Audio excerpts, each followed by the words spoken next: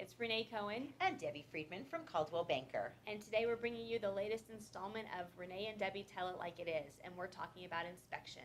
So Debbie, tell us about inspection. So when a buyer goes under contract for a new house, they have the option of doing an inspection. It's to find out what they're actually buying. It looks at all of the mechanicals in the house. It looks at everything to find out how old things are and whether they're working properly. Renee, do you tell your buyers to do an inspection? It costs some money. It does cost some money, but absolutely, it's very important to do inspections, and there are several different types of inspections. But the reason that inspections are very important is because buyers really do need to know the condition of the house that they're buying so that they can decide whether or not they're comfortable with it. Debbie, what happens if things are discovered to be deficient in inspections? So a buyer has an option of doing an inspection according to the terms of the contract by a particular date. If there are things that don't meet with their approval, they can file an inspection objection notice with the seller to ask them to remediate the issues.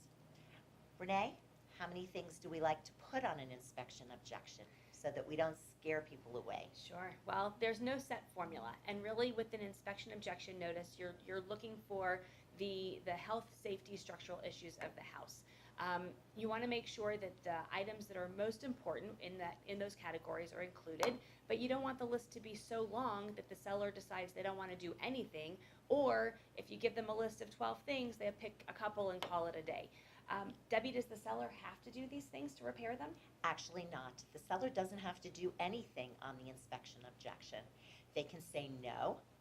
They can say they will fix certain things, or they can offer compensation in the way of closing costs or some money.